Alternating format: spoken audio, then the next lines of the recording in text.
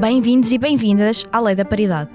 Cá estamos, todas as semanas, comigo, Adriana Cardoso, com a Leonor Rosas e a Maria Castelo Branco.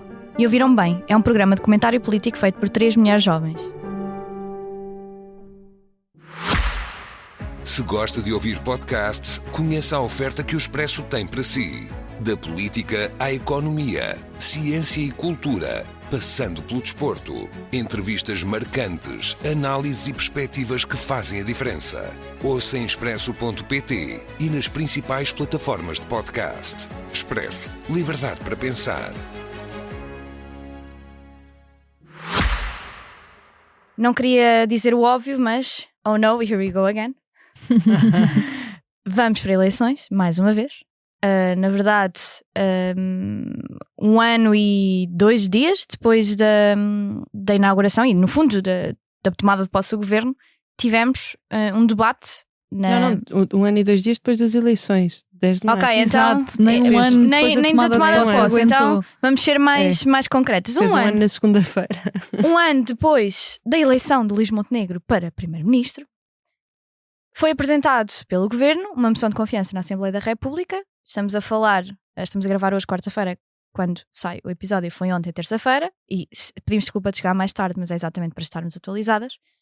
E, dado que teve várias peripécias o próprio dia, portanto, alguém que ligou às 3 da tarde e depois ligou outra vez às 4h30, às 5 e depois no fim do dia viram as notícias, tem uma grande reviravolta. Portanto, eu vou aqui perguntar à Maria se... deixe-te dizer o que achavas relativamente ao debate, mas vou-te fazer uma pergunta que é: como é que é possível um português ver aquele debate e não achar que Luís Montenegro estava cheio de medo de uma comissão parlamentar de inquérito? Mas é que é mesmo. Não há como não achar o que é verdade. Mas é que é essa a questão que se coloca, porque há um problema que é geral, mas que foi muito potenciado pelo governo, pela bancada parlamentar do Partido Social Democrata e do CDS, que anda a defender o Partido Social Democrata, anda-se a mandar para a linha de comboio para defender o PSD.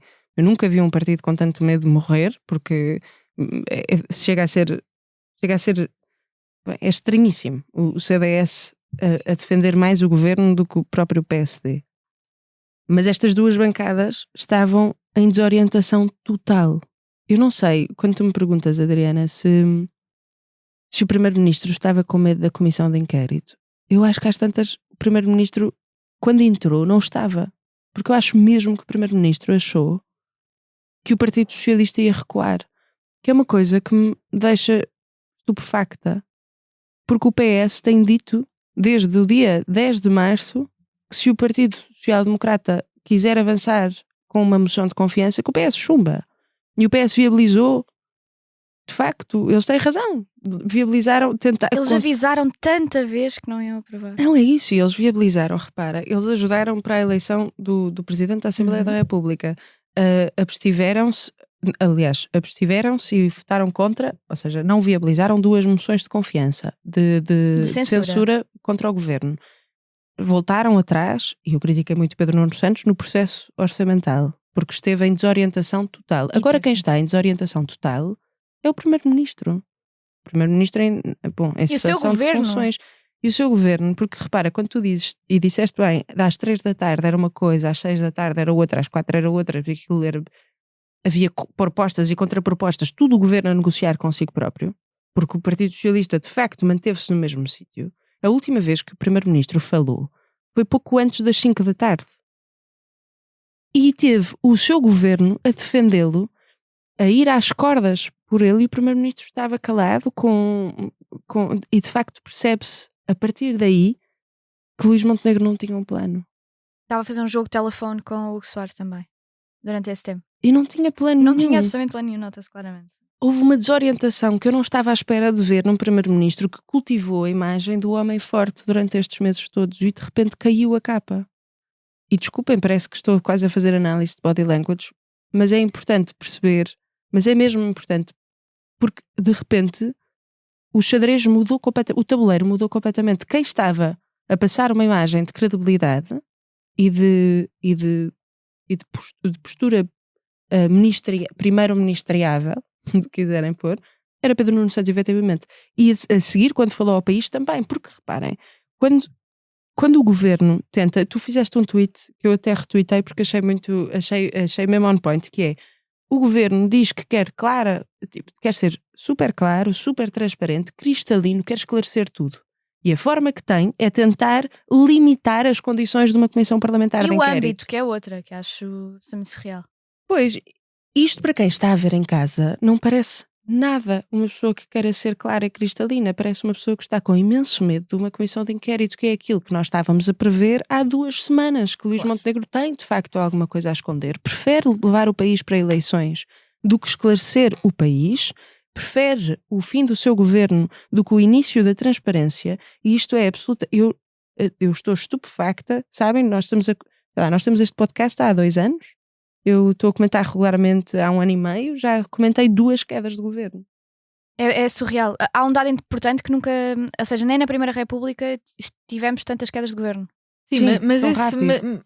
enfim, eu já respondo a isso. Não, mas não é essa a Acho questão. isso um mau, Não, mas sabes porquê que não é uma má mau? comparação. Mas sabes Não, porquê é que só uma dar má um dado, ou seja, é suposto ele dar Eu sei, mas sabes- na historiografia mais reacionária, a justificação do Estado Novo vem com um exagero do que foi Claro, Mas é isso. a instabilidade certo. da Primeira Mas República. é o E contraponto. acho que não ganha nada dizermos isto parece a Primeira República. Não, é pior. Não só porque às vezes não foi o que se diz que Mas é, era- como isso serviu como justificativa Mas é- para mas- acabar com a O ponto é democracia. outro, Leonor. O ponto é dizer que a Primeira República foi o período mais conturbado da nossa democracia e neste momento está a cair mais vezes o governo, é exatamente um contraponto. Mas não o que eu é- acho não que é ela está a sobre- dizer é que isso pode levar a é argumentos só de Acho que às necessidade vezes de as pessoas estabilidade. dizem essas coisas Mas é isso. sem... Mas olha Mas que era desculpa. isso. Nós íamos fazer uma segunda ronda, estávamos a pensar se faríamos sobre o futuro, e isso é um ponto que eu gostava de tocar, porque eu acho que nós estamos mesmo a entrar aqueles miniciclos que o Presidente da República falou.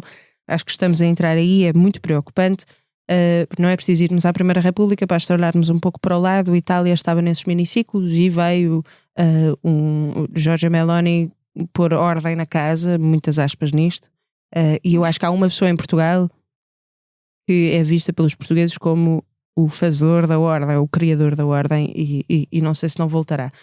Mas isto podemos falar mais a seguir. Mas mesmo para terminar, é importante nós perceber, as pessoas que perguntam, mas porquê uma comissão parlamentar de inquérito? Uma comissão parlamentar de inquérito não é um tribunal, não é um pelourinho onde o primeiro-ministro iria estar, é um instrumento básico de transparência parlamentar.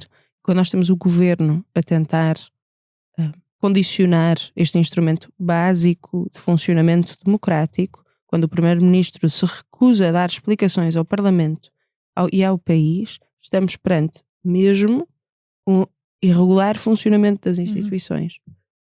E eu acho que ninguém queria eleições.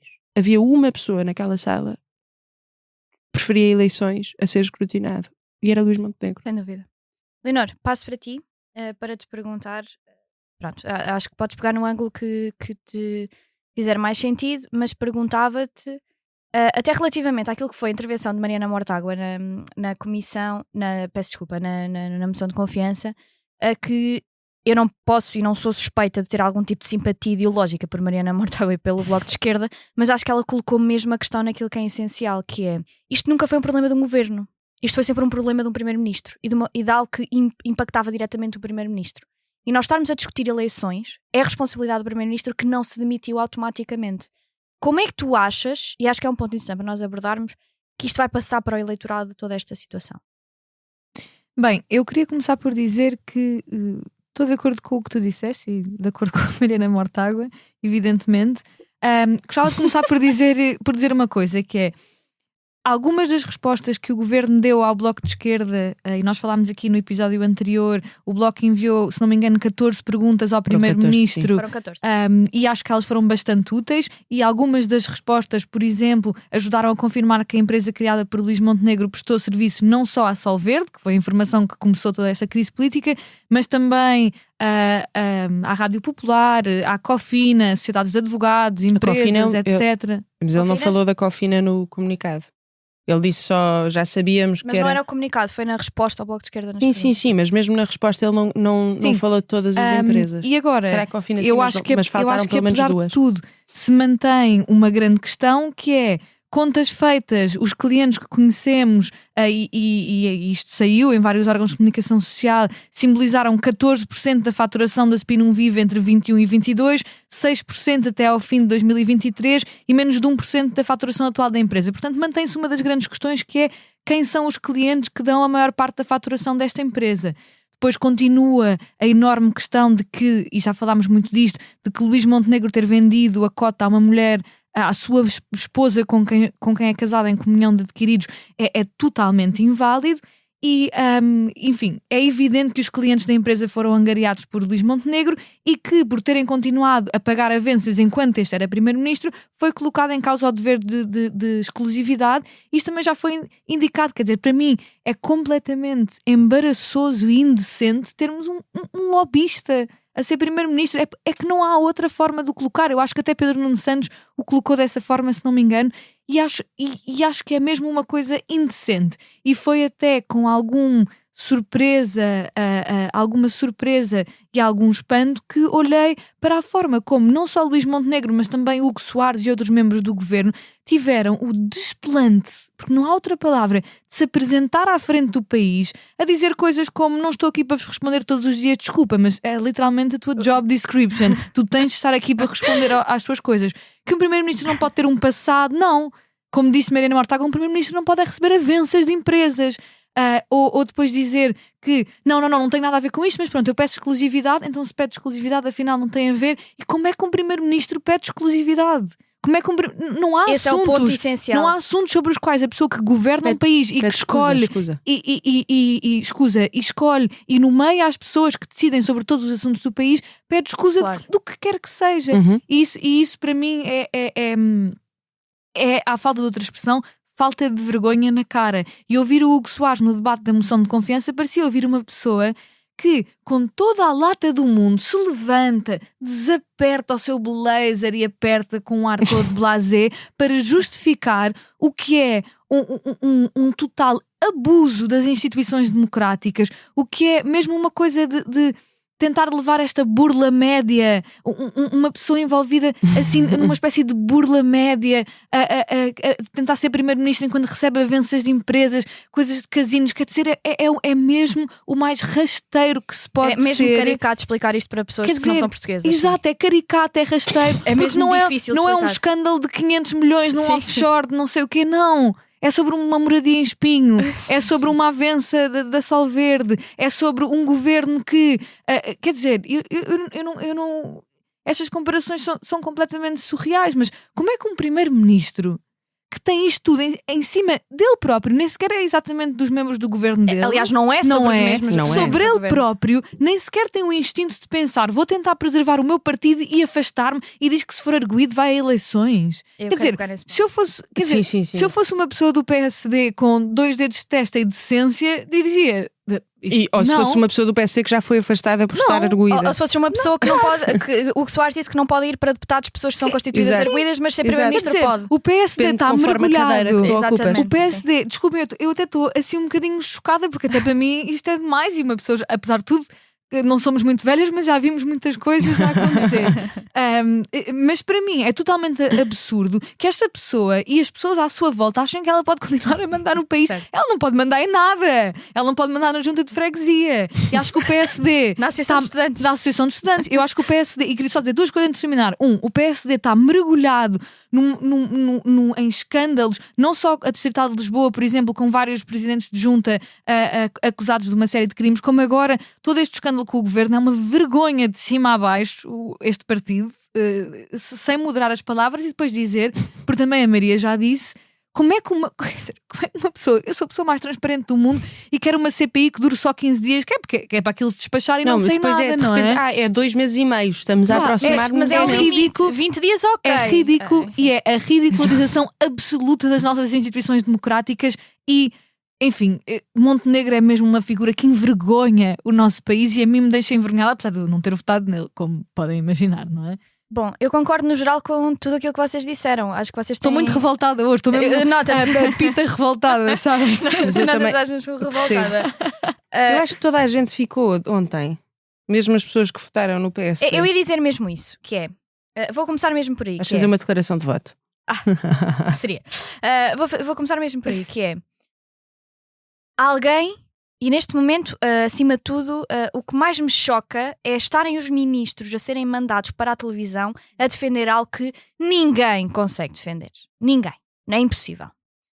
Eu digo isto várias vezes, que para mim política partidária não faz absolutamente sentido nenhum, mas o conceito de ter até pessoas que estão nas listas de deputados, estiveram e são deputados e deputadas, a irem nos seus espaços de comentário, tentarem defender esta questão, a fingirem que não há problema nenhum do facto do primeiro-ministro ter uma empresa que era claramente dele, porque houve um problema com o Tribunal Constitucional em 2024 e ele assumiu que a empresa era dele, portanto a empresa é dele, a receber avanças de uma empresa, a Sol Verde, em que não é explicado até se é a empresa dele que presta o serviço ou não, Sol Verde essa que tinha um contrato para ser renovado no fim de 2025. Eu pergunto a estas pessoas, se o contrato tivesse sido renovado sem isto saber e só soubesse em 2026. Contrato de concessão com o Estado. Contrato de concessão com o Estado. Exatamente. O que é que aconteceria? O que é que seria? Como é que estas pessoas têm a lata de vir para a comunicação social? Para mim não vale a pena, sinceramente.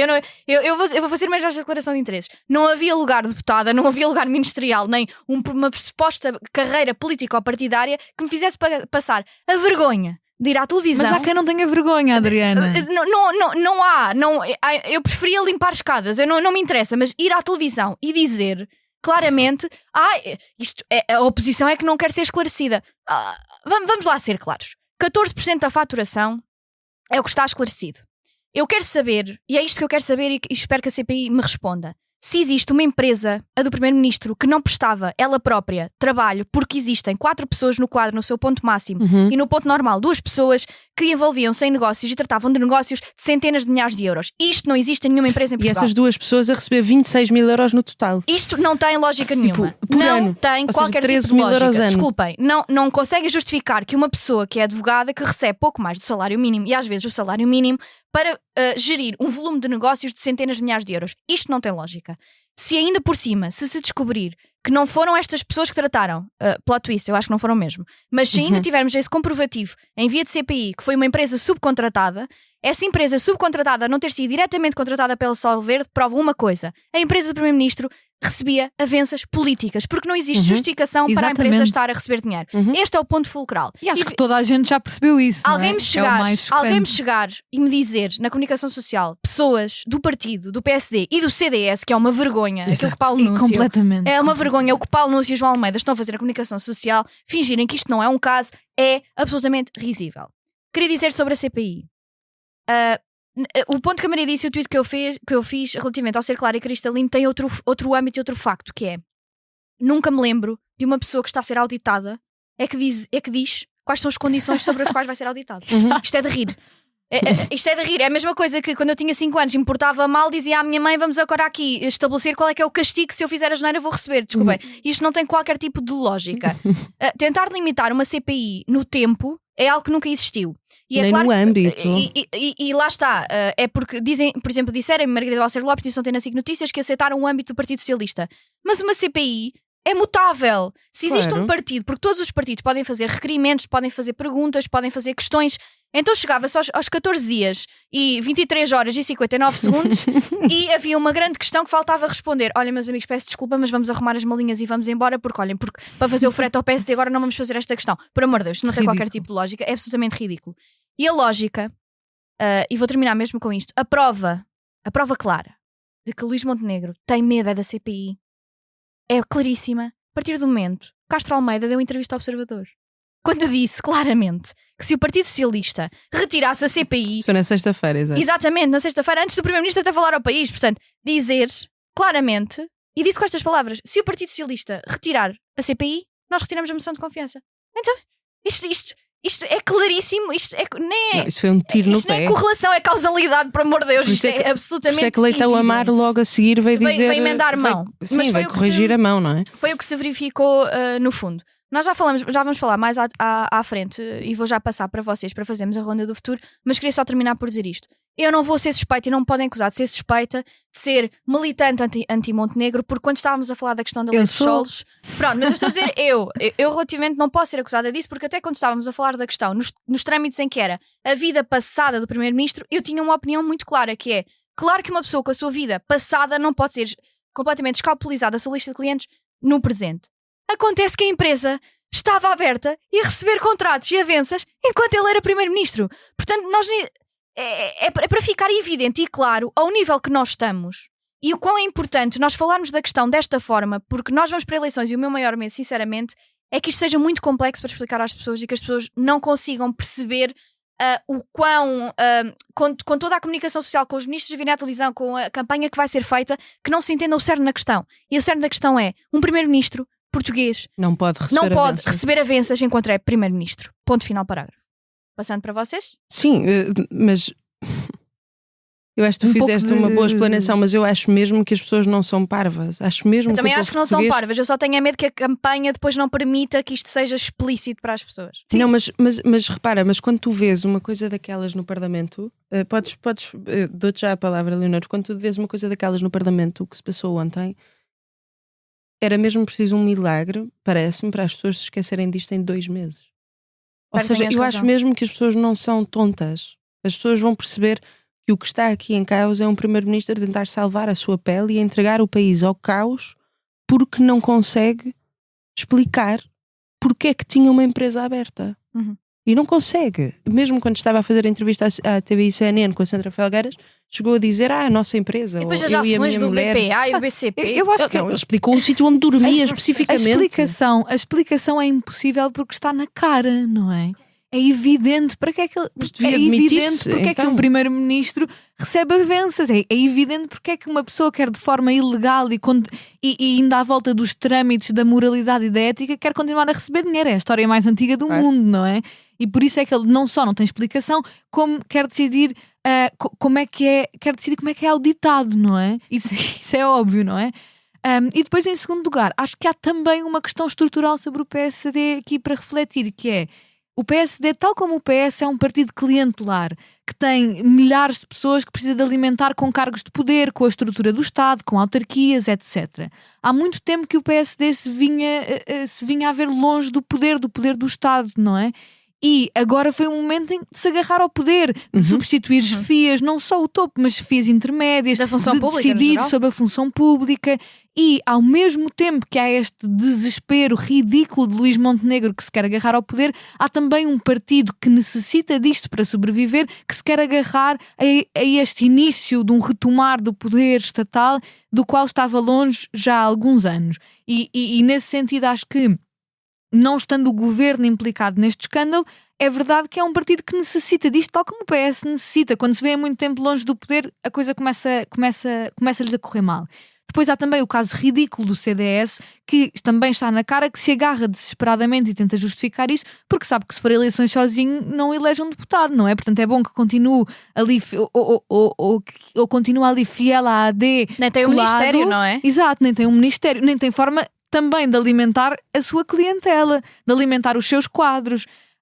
E acho que há muito sobre isto e o CDS agarra-se também por causa disto. Mas acho que fazendo aqui um bocadinho de futurologia nesta nossa segunda ronda, há algumas coisas que eu acho que são importantes. Em primeiro lugar, acho que houve uma certa dança entre o PS e o PSD que, no meu entender, não foi particularmente interessante para o PS. O que se viu desta dança, e acho que no final o PS acabou por tomar a decisão absolutamente certa de não ceder, foi um PS um bocadinho titubeante, com algum receio de ir a eleições, que se deixa muito moldar pelas sondagens e pela possibilidade de, até mesmo ganhando as eleições, não vir a conseguir governar a seguir, que é isso que provavelmente vai acontecer. Vamos ficar numa situação de grande instabilidade governativa. E acho que, como tenho achado ao longo do tempo, que a liderança de Pedro Nuno Santos é sempre fraca, é sempre dar um passo à frente, outro atrás, é sempre uma dança muito, muito pouco firme. Depois há o Chega, claro, que utilizou esta crise política para dizer, e disse no debate da moção de censura, da moção de confiança, André Ventura, que isto se devia tudo ao facto do PSD ter preferido fazer entendimentos com o PS durante a legislatura, ao invés de procurar um entendimento a longo prazo com o Chega. Acho que é esse o caminho que ele está a escolher para ir a estas eleições, dizer que o primeiro-ministro acabou, que é um corrupto, mas também pôr-se muito no lugar de eu era a solução e tu rejeitaste-me. Agora veremos o que é que acontece daqui para a frente. Acho que há uma grande incógnita. Gostava de só dizer 2 coisas sobre o futuro antes de passar para a maioria. Em primeiro lugar, sobre a esquerda. Acho que a esquerda, a ir a estas eleições, tem de assumir totalmente uma postura de ataque à promiscuidade entre o negócio e a política. Temos de falar, não podemos deixar o tema da corrupção e do negócio para o Chega. Pura e simplesmente não se pode. E enquanto o PS e o PSD se veem sempre enlameados e mergulhados nos seus escândalos, tal como o Chega, mas não estou a falar do Chega, eu acho que cabe à esquerda do PS, ser muito clara e ter um discurso muito claro e muito forte contra a corrupção e contra a negociata em geral, que é uma grande percepção pública que existe sobre os governantes. Então, com 2 governos a cair com escândalos de corrupção em tão pouco tempo, acho que há essa grande questão. E depois sobre o PSD, isto é uma coisa que a mim me deixa chocadíssima. Como é que um partido tão grande e tão diverso mantém unidade ou aparente unidade, apesar de se falar de Passos Coelho, etc., faça isto, porque para mim choca-me muito que não surjam figuras ou mais figuras dentro do PSD a dizerem: nós não podemos ir a eleições com uma pessoa que fez isto, nós não podemos ter à frente do nosso partido uma pessoa que fez isto. E isso para mim é muito chocante. Como é que não surgem mais pessoas à direita? Porque eu não estou a fazer o fundamentalismo, toda a gente à direita é corrupta e horrível. Obrigada. Não estou, e vocês sabem que eu não faço esse tipo de análises básicas. Como é que alguém não se chega à frente a alguém a dizer: epá, nosso partido não pode ir a eleições novamente com um primeiro-ministro metido até ao pescoço num negócio que não consegue explicar, completamente vergonhoso. E também fico um bocadinho com essa interrogação. Maria, passava para ti já com este repto da Leonor. Eu por acaso acho que é um ponto mesmo importante nós mencionarmos, que é já sabemos que no geral o PSD e o PS nestas circunstâncias tendem a todos cair em linha atrás da pessoa, mas estando nesta situação em específico, e é importante relembrar que não é uma circunstância que prende de alguma forma o governo, não é uma circunstância de uma moção de confiança que foi perdida relativamente à atuação do governo, portanto foi algo mencionado diretamente com o primeiro-ministro. Sim, tanto que ontem no debate se viu isso ficou isso claro. Que era só como é que não isso. existe? Eu nem vou falar em vagas de fundo e coisas do género, porque o PSD tem uma enorme dificuldade depois de sair dessa circunstância. Como é que não existe até na comunicação social vozes dentro do PSD que estejam em posições, e nem vou dizer, por exemplo, para lhe dar, não queria ser longa, mas para lhe dar justiça, por exemplo, Miguel Morgado tem dito várias vezes, tem sido várias vezes crítico relativamente a esta posição, mas é muito junto de Pedro Passos Coelho e não está minimamente no ciclo poder vir a ser elegível. Portanto, ele está no comentário, está na parte académica, portanto não é uma pessoa nas... Já ouvi algumas pessoas dentro do PSD falaram. É isso que eu pergunto, mas a colocar em casa a liderança do Luís Montenegro é que eu não tenho ouvido. Tu tens ouvido... Bom, olha, Miguel Poiares Maduro, que está a chefiar basicamente os Estados-Gerais de Luís Marques Mendes na sua candidatura presidencial, e que é um segredo muito mal guardado. Aliás, era um segredo muito mal guardado de Luís Marques Mendes, também era mal guardado, que era quase uma promessa já feita por Luís Montenegro há muito tempo. Portanto, eles estão intimamente ligados, politicamente, e tens basicamente a pessoa que está a chefiar os seus Estados-Gerais a criticar a atuação do Primeiro-Ministro e a dizer que o Primeiro-Ministro tinha que ser claro e que nós não podemos ter um primeiro-ministro que não seja claro. E isso parece-me óbvio que é implicitamente questionar a capacidade de liderança do Luís Montenegro. A seguir tens Jorge Moreira da Silva, que também já falou, a dizer que não vai fazer oposição interna. Na verdade tiraram-lhe uma mensagem no grupo do WhatsApp. Sim, está bem, mas ou seja, sim, certo, mas quer dizer, se tu mandas uma mensagem para um grupo do WhatsApp em que tu sabes que politicamente, eu não sei se não é uma forma de tu falares abertamente sobre sem falares, não é? Exato, pronto.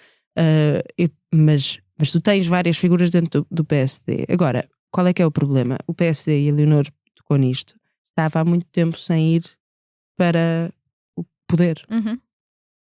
E é normal que um partido se una atrás de um líder que o colocou numa situação em que não estava há muito tempo, que é uma situação de poder ainda por cima, e distribuição de cargos políticos, que é sempre importante num partido, e de, na verdade, de retorno. Ele é o retornado ao poder. é o homem. Retornado é um bom termo. É o homem que traz o seu partido contra tudo e contra todos, e contra muita gente dentro do PSD que há 1 ano e meio achavam que ele era quase que o tratavam como um inimputável e queriam tirá-lo do partido. De repente agora, mas lá está, que é o partido é normal que se una atrás desta figura. O que eu gostava de saber é se o que é que acontece mesmo? Porque Luís Montenegro foi muito leviano a tratar este assunto quando Sandra Felgueira lhe perguntou se ele, mesmo sendo constituído arguido, se avançaria Exatamente. a eleições. Hoje, à data que nós gravamos, o Ministério Público acabou de abrir uma averiguação preventiva para, basicamente, isto significa que eles vão estudar se existem de facto elementos, porque entretanto acho que houve 3 denúncias anónimas, não é só uma, se existem de facto elementos para abrir um inquérito ao Primeiro-Ministro. Que pode ser feito durante a campanha. É isso. Eu não sei. Isso é mesmo o degredo. É totalmente o degredo. Pronto, é isso. Que é o que é que acontece mesmo. E eu não percebo como é que um partido como o PSD consegue permitir que o seu candidato a Primeiro-Ministro tenha um inquérito aberto no Ministério Público, quando o seu candidato a Primeiro-Ministro, ainda por cima, afastou muitas figuras com muita relevância dentro do partido, porque eles tinham inquéritos abertos, ou eram suspeitos ou eram arguídos. E nós tivemos o Hugo Soares a falar, é que foi há pouquíssimo tempo, foi há um mês.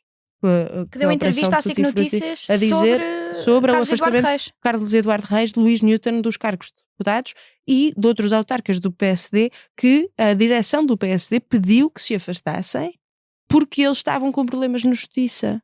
E o PSD não queria que estas pessoas tivessem cargos em nome do PSD porque tinham problemas na justiça. E bem, Claro. E agora? E a seguir tem um candidato a primeiro-ministro que caiu com uma moção de confiança chumbada pela segunda vez só na nossa democracia, e tem um candidato a primeiro-ministro que se apresenta com problemas na justiça, e o PSD vai ficar atrás disto. As pessoas que, entretanto, têm poder dentro do partido, foram afastadas por Luís Montenegro porque tinham problemas na justiça, vão ficar a assistir a isto acontecer. Eu gostava mesmo que Luís Montenegro não tivesse sido tão leviano nesta resposta que deu, até porque é perigoso para o país. Nós não podemos ter um primeiro-ministro que é arguído. E aqui não é o Ministério Público, é porque isto é o problema de nós termos justicializado a política e politizado o Ministério Público, e o Ministério Público ter-se politizado quase por ações e inações que teve. É que, de repente, uma instituição tão importante como o Ministério Público, como a Procuradoria-Geral da República, neste momento, eu não me espantaria se estivesse com algum medo de abrir um inquérito porque não quer ser visto como, outra vez, um impedimento da política. Mas aqui é óbvio, está à vista de toda a gente. E eu gostava mesmo de saber, e já agora, só mesmo para terminar, sobre o futuro, mesmo para além destes 2 meses de campanha, em que eu acho que é evidente para qualquer pessoa que Luís Montenegro não poderia concorrer, mas concorrendo é um problema enorme.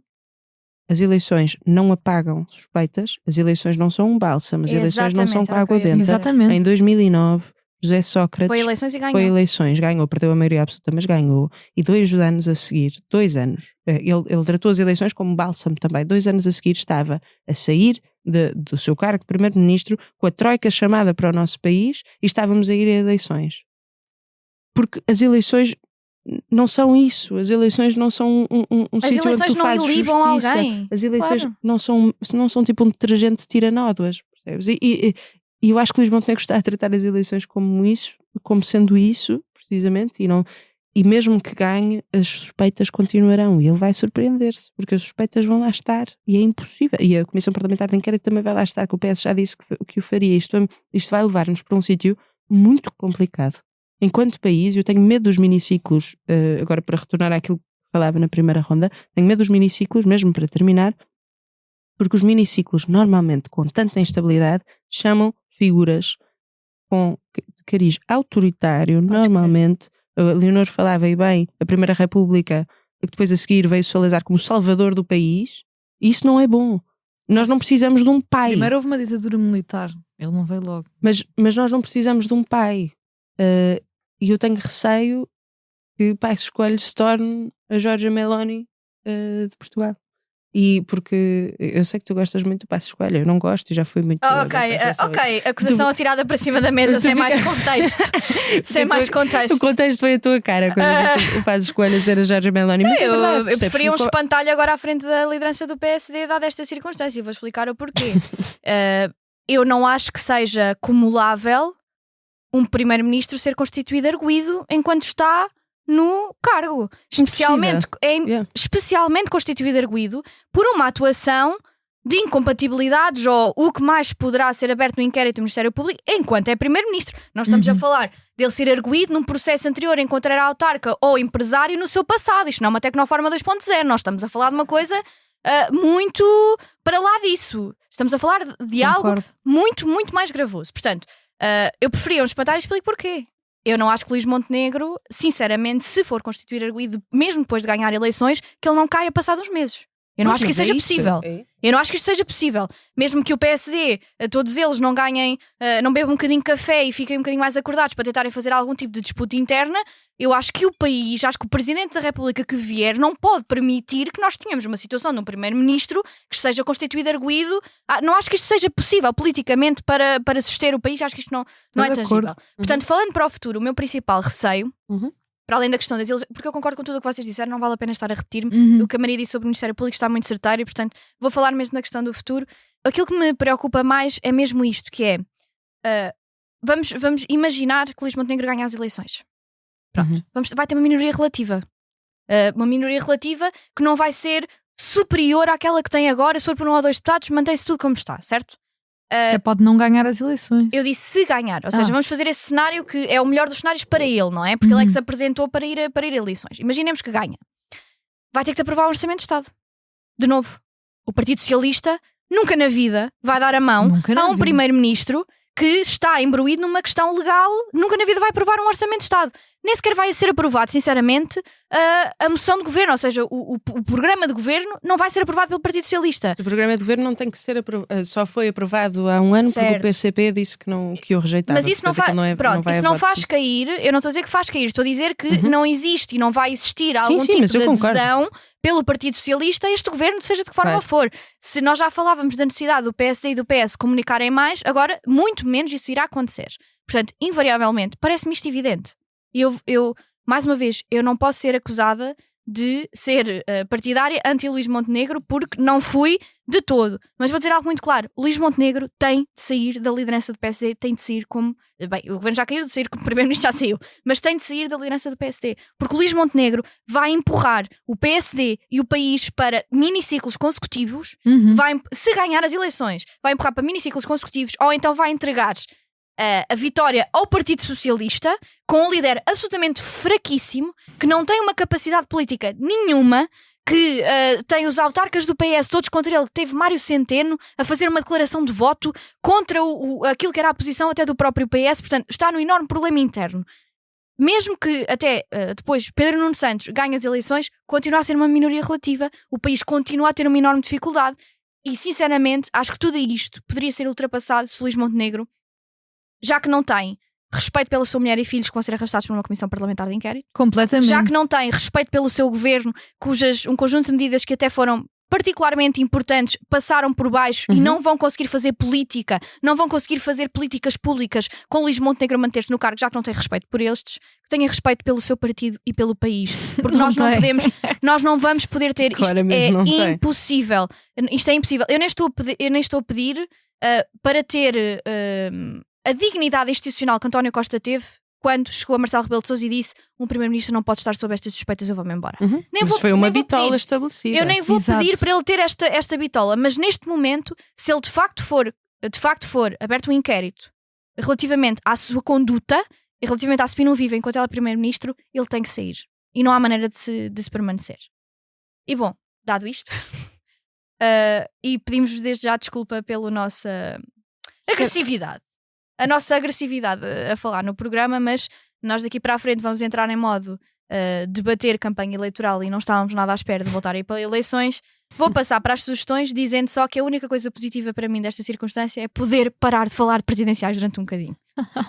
Não, mas espera, porque... A Maria vai falar de presidenciais. Sim, porque Henrique Gouveia Melo, agora estava no Luís Montenegro, Henrique Gouveia Melo registou agora o nome da sua candidatura como propriedade intelectual, tipo o movimento. Foi hoje. Muito bem. Sim, portanto, olha, não sei se te safas. E assim sendo, Leonor, vou passar para a tua sugestão, que seja um bocadinho mais lively para as nossas...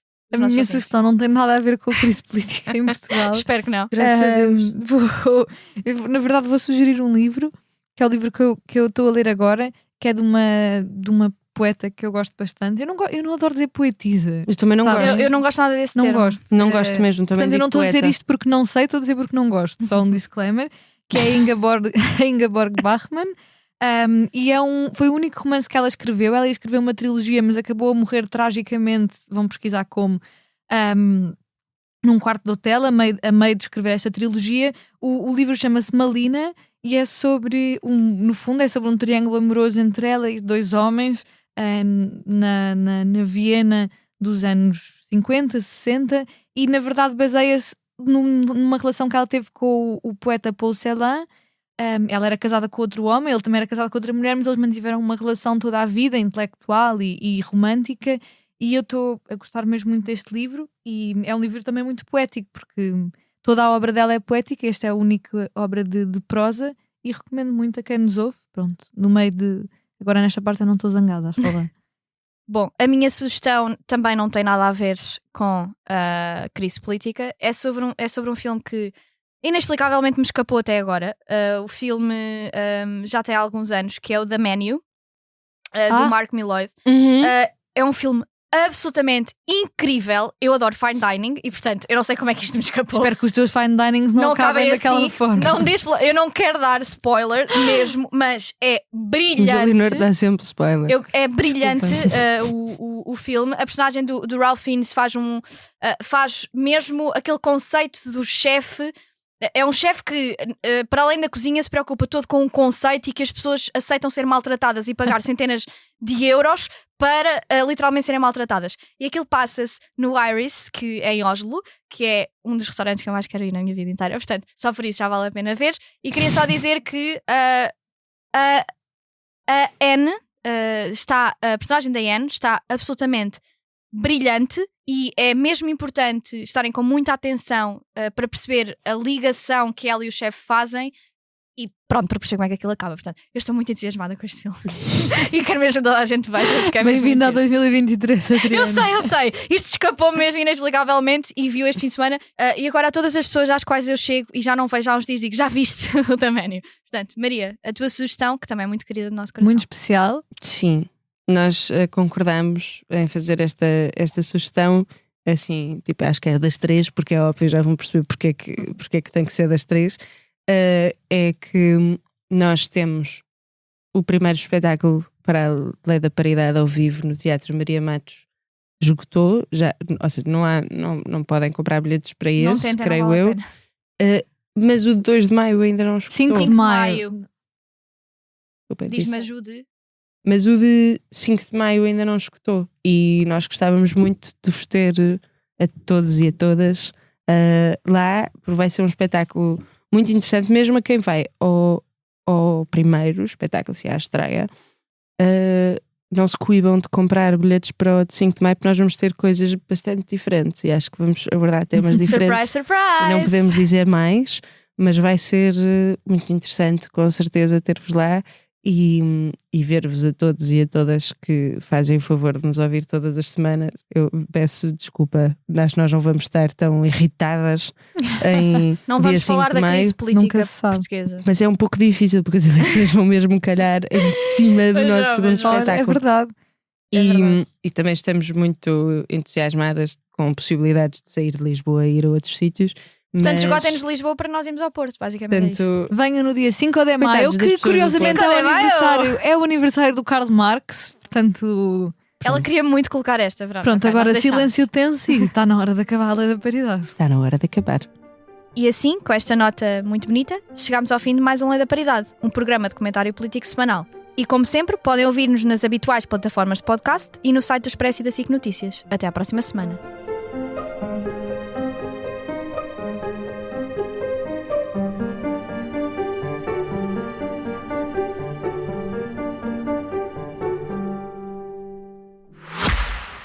Se gosta de ouvir podcasts, conheça a oferta que o Expresso tem para si. Da política à economia, ciência e cultura, passando pelo desporto. Entrevistas marcantes, análises e perspectivas que fazem a diferença. Ouça em expresso.pt e nas principais plataformas de podcast. Expresso. Liberdade para pensar.